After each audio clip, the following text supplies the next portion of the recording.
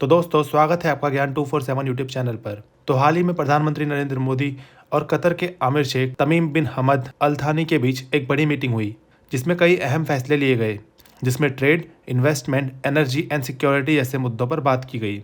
तो इस वीडियो में हम यही देखने वाले हैं कि क्या है ये पूरी न्यूज़ और कैसे कतार के इन्वेस्टमेंट से भारत और कतर दोनों को फ़ायदा होगा।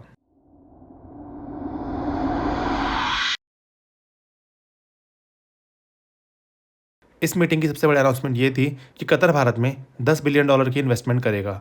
इसका मतलब ये है कि कतर भारत में अलग अलग सेक्टर्स में पैसा लगाएगा, जिससे नई इंडस्ट्रीज़ को बढ़ावा मिलेगा, बिजनेस को फ़ायदा होगा और साथ ही बहुत सारी नई जॉब्स भी क्रिएट होंगी, जिससे लोगों को जॉब्स भी मिलेगी। इसके साथ ही QIA यानी कि कतर इन्वेस्टमेंट अथॉरिटी, जो कतर की सरकारी इन्वेस्टमेंट कंपनी है, अब भारत में अपना ऑफिस भी खोलेगी। इसका फ़ायदा ये होगा कि भारत में कतर से आने वाले इन्वेस्टमेंट का प्रोसेस और तेज़ और आसान हो जाएगा। इससे भारत और कतर के बीच आर्थिक रिश्ते भी मजबूत होंगे, जिससे कि दोनों देशों को फ़ायदा होगा। भारत और कतर के बीच अभी हर साल करीब $14 बिलियन का व्यापार होता है, लेकिन अब दोनों देशों ने मिलकर इसे अगले 5 सालों में $28 बिलियन तक बढ़ाने का टारगेट रखा है। इसके लिए एक खास समझौते पर काम हो रहा है, जिसे कॉम्प्रिहेंसिव इकोनॉमिक पार्टनरशिप एग्रीमेंट कहा जाता है, यानी कि CEPA।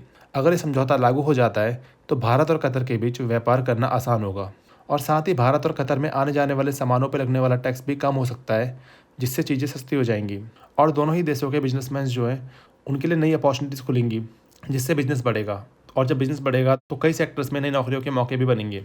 तो कुल मिलाकर बात यह है, ये डील भारत और कतर दोनों के लिए फ़ायदेमंद होगी और इससे दोनों देशों की अर्थव्यवस्थाएं और मजबूत होंगी। इस मुलाकात में कुल 6 बड़े समझौतों पर साइन किए गए, जो कि भारत और कतर के रिश्तों को और मजबूत करेंगे। इनमें से सबसे अहम समझौता डबल टैक्सेशन अवॉइडेंस एग्रीमेंट है।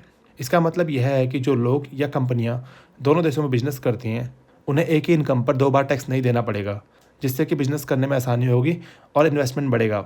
इसके अलावा फाइनेंशियल एंड इकोनॉमिक कोलैबोरेशन को लेकर के भी एक अहम समझौता हुआ है।